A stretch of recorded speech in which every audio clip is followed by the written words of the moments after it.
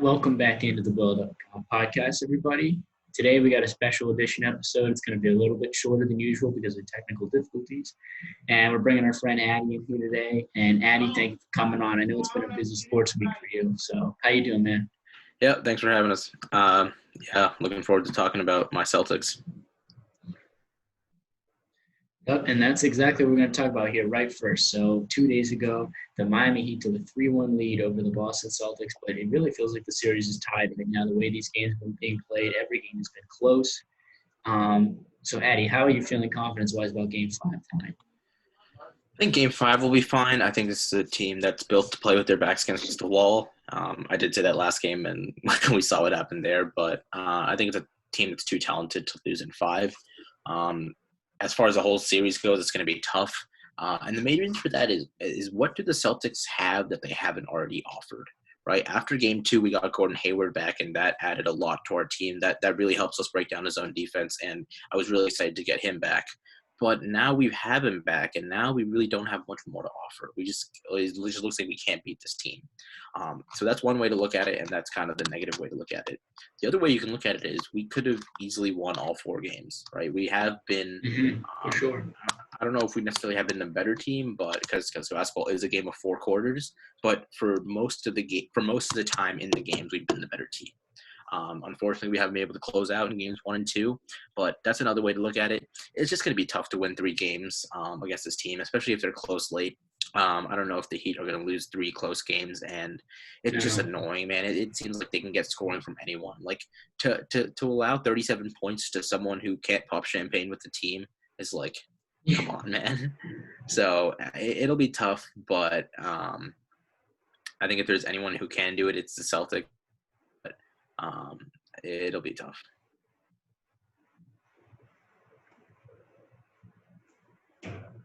Justin, you're muted. Oh, Yeah. Jake, you want to go? Sure. So I'm right with Daddy on this one. I mean, I actually feel bad for you guys. I mean, and I'm not a big, but obviously I hate Boston. So, but you guys should be in this series much better than 3-1. And it just seems like every game just down the wire is not going your guys' way, which is obviously it's got to be so frustrating for you. And I can tell you've been very frustrated. So, but Tyler, I mean, the thing I've been saying about Miami Heat, every time they are just finding ways to win games. They are 11-2 in this postseason, and they don't have the talent to be 11-2. They really shouldn't be.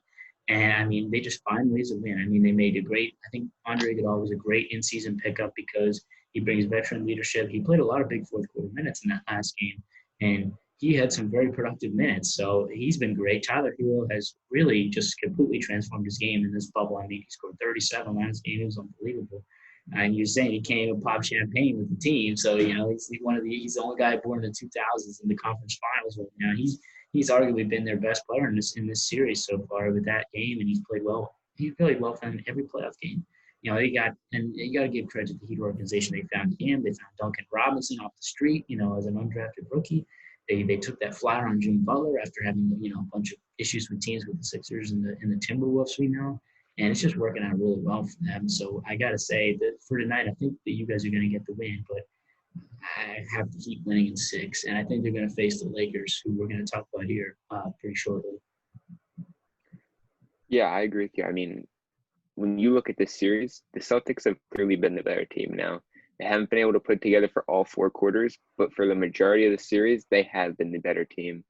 And it's tough, but man, you just cannot bet against Jimmy Butler. He finds ways to win. He will do anything to win. And I just got to go with the Heat in this series. I don't think there's any way that the Celtics can pull off 3 straight. I think the Celtics could maybe win 1, maybe even a second to force Game 7. But in Game 7, I'm trusting Jimmy Butler. And the only way they'd win would be on a miracle shot, probably like he lost with the Sixers to Kawhi. That's what it takes to beat Jimmy Butler. Jimmy Butler's a different player because all you need to do is keep his team in the game till the last 5 minutes. And if it's within an 8-point game, Jimmy Butler will get you that win. So you have to have a good lead going into those last couple minutes, or Jimmy Butler will find a way, whether it's defensively, offensively, setting his teammates up, scoring, shooting threes. He will find a way to win you the basketball games. So it's tough for me to pick against the Heat and Jimmy Butler. And that's why I have the Heat winning the NBA Finals. But, yeah, I'm sorry for your Celtics, but I just don't see any way they can get past the Heat. Yeah, it's frustrating to blow 2 double-digit leads in game 1 and 2. I think you win those 2 games, obviously the series is over. It seems like every game you guys start out ahead early, and I'm Yeah. like, okay, this is the Celtics got this game, and then Yeah. it just completely gets flipped around. I don't know what it is. Maybe they're too young. Maybe that's with experience. I don't know what it is, but The Heat are young too. yeah, that's true.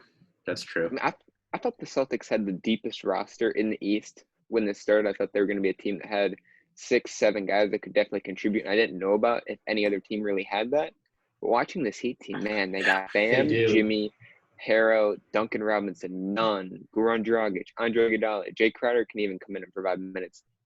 Jay Crowder plays a just lot of don't minutes, see- actually. Yeah. Yeah, Yeah, Crowder like played a lot. this team is just so deep. They have so many good players. I thought this is how I thought the Celtics would play against other teams. I thought Kemba would be that Jimmy Butler type veteran guy, but then he doesn't have the experience, so it's tough. Yeah, he's playing in Kemba's Charlotte. been very disappointing to me. I mean, he's a guy that I've never met a guy that hates Kemba. Everyone loves Kemba Walker. No. He's a great dude, but man, I think that guy is overrated. He just never proved anything in the playoffs. I think he's a good player, but I think people were overhyping him, myself including, because when you watch him in the playoffs, he's just a different player. He's not the same player that we saw in Charlotte in the regular season. He's just a different guy. I think that's what's hurting the Celtics team right now. I wouldn't say that Kemba Walker is the reason. I think it's the depth. I'm with you on the depth. The Celtics have not had enough in their depth. I mean, in Gordon Hayward, he's been good, but he's still not worth the contract he's getting. He's got to be putting over 20 points per game to be worth that contract. He's putting up like 14, 15 a game. So I think he's more of a blame than a Kemba. You know, Kemba's been putting up pretty solid numbers in this series. Nothing spectacular, but I don't think you can put it on him. I just think it's all about the depth, and it's mainly about Jimmy Butler, the way he's been playing. I mean, he's something else. And we know that. We saw him in Philly. He's something else. He brought us to the highs that we've been. So that's what he does. Yeah, great points. All right. But now we're going to get to the team that won yesterday. My Lakers, we won.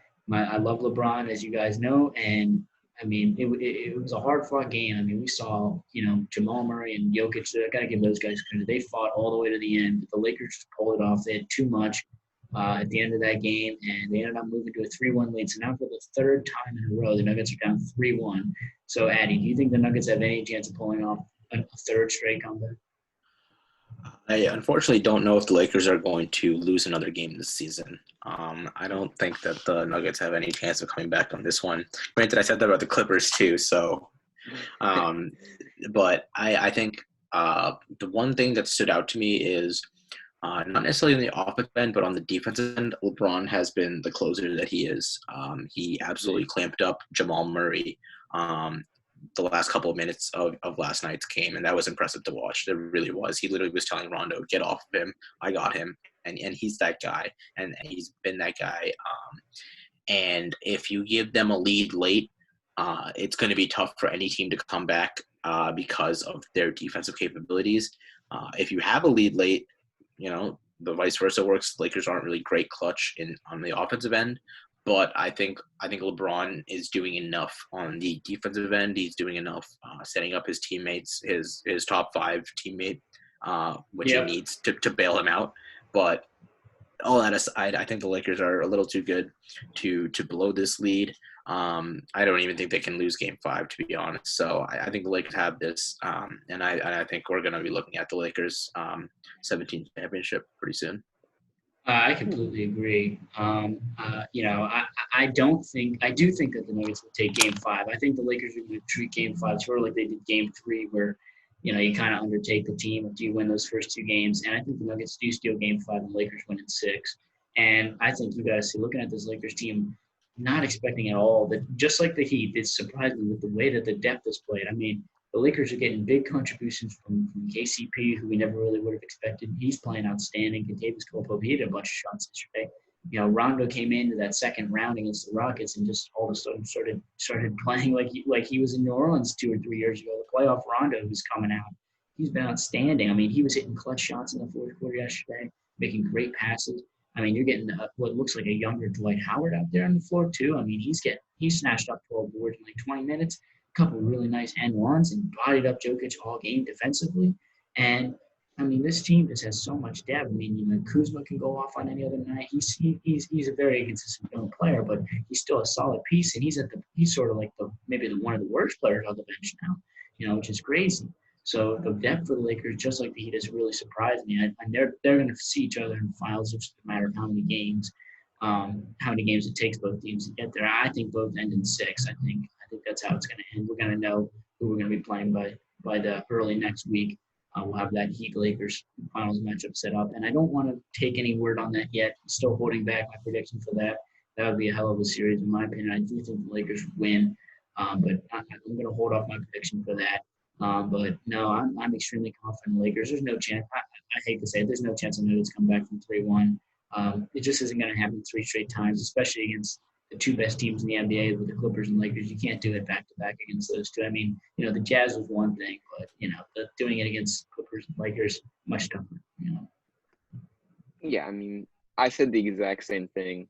And the Clippers had that 3-1 lead. I thought there was no way they could come back. But I mean, they did, and I think they certainly can do it again against the Lakers. I mean, the Lakers are a very good team, but so is this Denver Nuggets team. They're well coached. They have 2 stars, and they just have the depth. They have Michael Porter Jr., Jeremy Grant's been a key player, Monte Morris, Gary Harris. They got depth there. I think it's going to be a good matchup. They can certainly come back. I mean, when you take a look back at the series, just like the other series, it could easily be 3-1 Nuggets right now. They could have the lead if AD misses that shot. And if a couple calls went their way last night, I think it could have easily been a 3-1 series lead for the Denver Nuggets. I mean, LeBron shot 10 free throws the first 3 games, and now he gets 14 in Game 4 the night after. Well, they complained about how the refs were playing. He complained to the media about how the refs were playing, and then all of a sudden he gets more free throws that game than the whole series. Something just seems a little off about that. But I mean, and then there was the drive by Murray there too. Murray had that drive where he was clearly slapped on the wrist. Yeah. So I don't know. I'm kind of torn. I think it's tough. I think they win a game and probably a second too. I think they can force 7, but it's tough to bet against LeBron in a game 7. So I think the Lakers do end up taking this series. It's that. The thing is, I also hope we get a game 7 too, just because we haven't seen like vintage LeBron in like a big game in this postseason yet. Not yet. First round was a joke. Second round was a semi joke. Third this round is sort of turning into a joke. This was it's kind of annoying. We were like we were supposed to get a Lakers Clippers Western Conference Finals, and Addy, that was Addy. I think we're gonna get that with the Heat. I do not think that would be an easy series. No, I don't know if I necessarily agree with that. I think we might be looking at another series where it's just.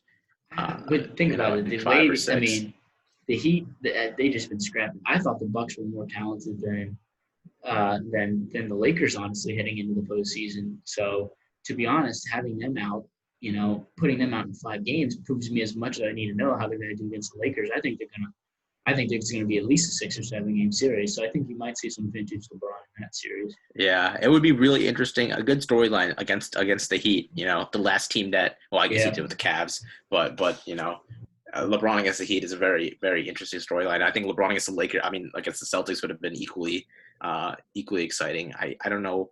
I would say I don't know why the refs or the NBA hasn't tried to push a Celtics-Lakers final harder, but I think it's been pretty clear that they have been. I think they're waiting. They have been for the Lakers.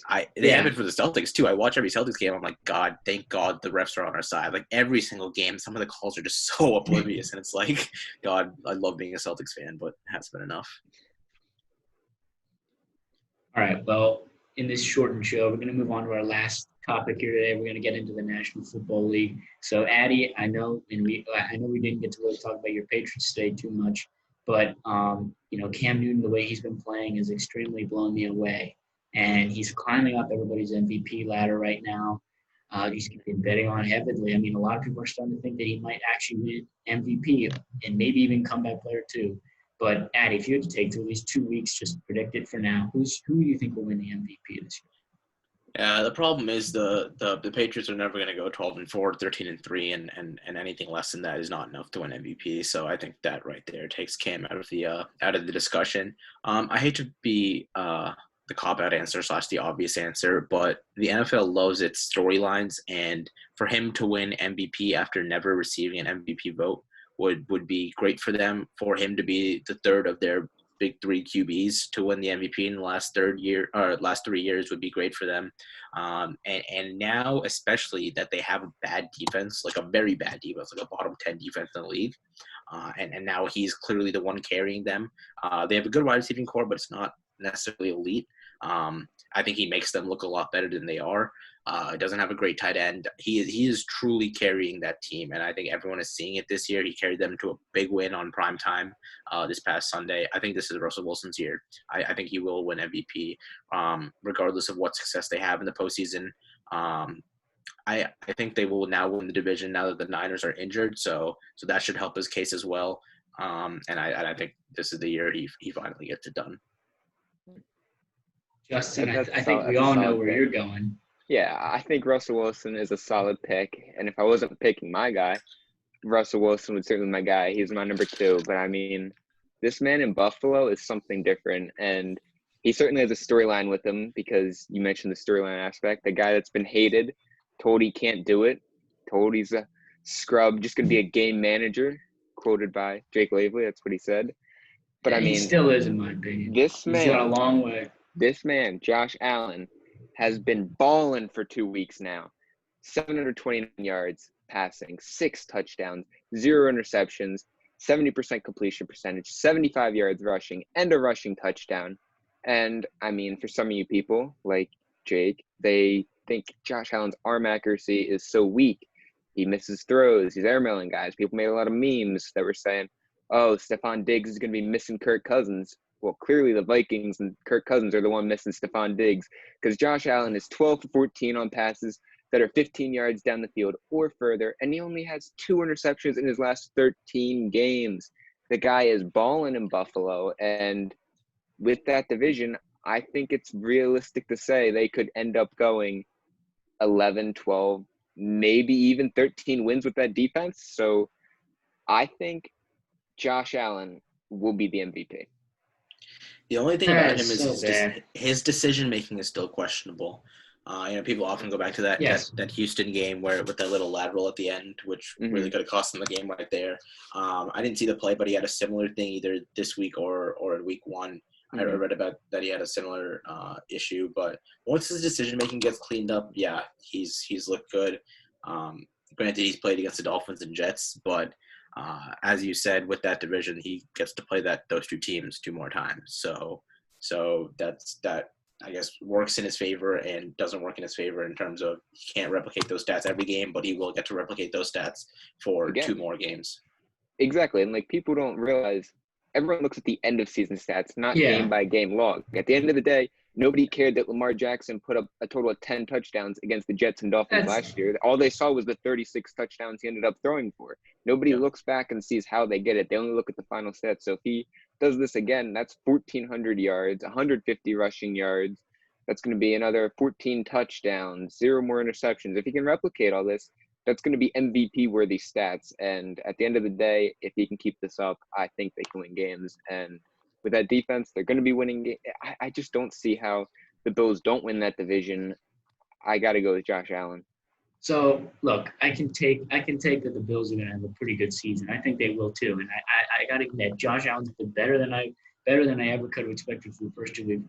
But you got to pump the brakes. It's been the Jets and it's been the Dolphins in back-to-back weeks. These are 2 of the worst teams in the National Football League that he's dominated. So it's way too early to just call this right away as being, oh, Josh Allen's going to win MVP. He's so much better than last year. I want to see him go against these really good defenses. He's got a good one this week. Well, where do you rank the Dolphins? He's got to play the Rams. Where do you rank the Dolphins? Do they not have Xavier Howard and Byron Jones as their quarterback? Did they not sign Van Noy from New England? Did they not go and shut down Gardner Minshew, who has been electric the first 2 weeks? We're not using him as an example. I'm not saying that, but they were able to. They're a capable defense. People were acting like they're not a bottom 5 defense. They're probably around 15 if you're ranking them defensively. Still, they're by no means elite, but they're not a trash defense. The Jets, I will give you the Jets though. They're pretty bad. If he goes off against. Look at the Rams defense. They shut down the Cowboys and they shut down the Eagles. If he does good against the Rams, I will have to give you that Josh Allen has a chance. Because if he can do it against a really good defense, that's something else. But I want to see it first. I haven't seen And this yet. I didn't even realize that, let's see Jalen Ramsey on Stephon Diggs, and let's see how that goes, right?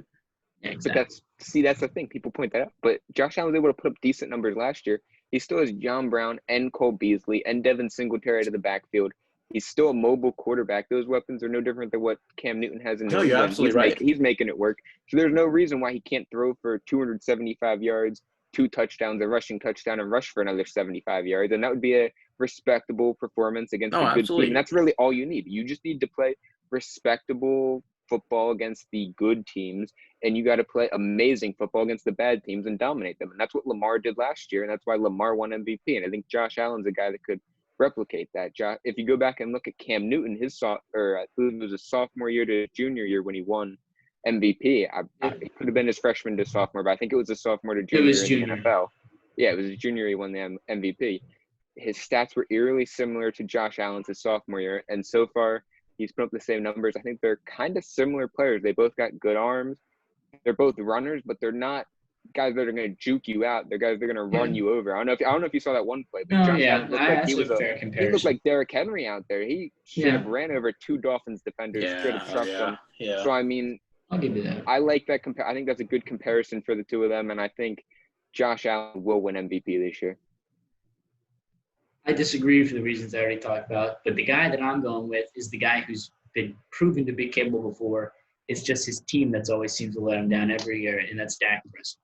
First of all, if you look at Dak Prescott's numbers last year, I think he had 30 touchdowns and 8 picks. That was almost an MVP year if the team hadn't gone 8-8. And he's got an even better offensive core this year with a better tight end in Dalton Schultz, an outstanding wide receiver from the first round in CeeDee Lamb, the RB throw into Gallup, and with Amari Cooper. He's going to I think he's good for 35-plus touchdowns this year now. Worse O-line, though. His O-line is worse. The O-line is not as good, but he's been playing. He's been going off the first 2 weeks offensively. He's not the reason that they lost that first game against the Rams. The Rams are a great defense, and they did a good job against Dallas, and that's why I was just talking about Josh Allen. If he does well against those Rams, that's a big factor. But back to Dak Prescott.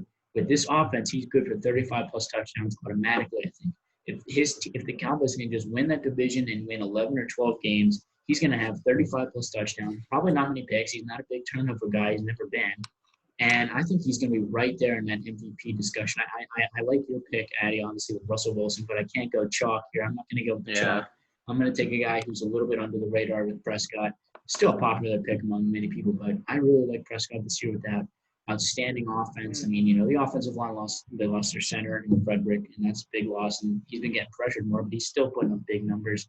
And I think he's good for 35-plus touchdowns with just what he has. It's unbelievable what he has on offense. They have the best offensive unit again in the NFL. And if they can just, get rid of that black cat in the franchise that seems to be haunting them every year, 8-8 seasons when they have way better talent. And they can win the division, win 11 or 12 games. I think he's going to be right there. I thought Prescott, his rookie year, was an MVP candidate. He looks even better than that. Yep. If the Cowboys can do anything close to that record, I think he's going to win MVP. I think he's going to have a very good shot at it. Absolutely. I love that pick, too. I've loved Dak Prescott for a while. I've been saying he's better than Wentz for a while. And yeah, you're absolutely right. He has the offense this year. He has the coach this year. Mike McCarthy is known to produce these high-powered offenses. So I actually love that pick a lot. I think if I wasn't to pick the obvious choice, that's a great pick. The issue is I don't see how the Cowboys are going to end up winning that many games. They don't have the defense to win that many games. They don't have the defense to win that many games. You lost Byron Jones. You lost Randy Gregory. You lost, I believe, who was their defensive tackle that they signed that tore his ACL? Joe McCoy. Yeah, they signed Joe McCoy. They lost him. They have zero. He's still out there, though. Earl Thomas is still out there. Earl Thomas, they didn't sign him yet, so I'm concerned about that defense. And down the stretch, there's a couple games the last 3 weeks they play the 49ers and the Ravens. So I think if he does plan on being an MVP, he's going to have to win both those games and put up good numbers down the stretch there, because he could have good numbers, but if he goes and fails those 2 games and that costs them a playoff spot or drops them from a division team to a wild card team, I don't see how he could win MVP. You're right. Those are both looking at the schedule right now. Those are both primetime games. And they're down the stretch right there. Yep. And obviously, I think they play your Eagles in Week 17, so that'll be. They play the Eagles Week 16. Week 16, yeah. That'll be for the division there. Yep, that will be. I would think. So But- again, it will be if Dak Prescott can succeed down the stretch because he's consistently failed down the stretch. He hasn't really led them on a deep playoff run yet. I'm just not sold on them because they were already the number one offense in football last year. He already led the number one offense in football. So how much better can he get? Like, the weapons are still there, but I don't see how he's going to win the football games when the defense got significantly worse. It's a lot worse than it was last year. But I like Justin's point. Jake's point about 2016. You know, that was a great Looking season at that for him. rookie And, year. yeah, And they won. That was the thing. They won. Yeah, and you're right. They didn't Exactly, make but they're not going deep to win. playoff run, but like they didn't make a deep playoff run because Aaron Rodgers became Aaron No, Rodgers, yeah. right?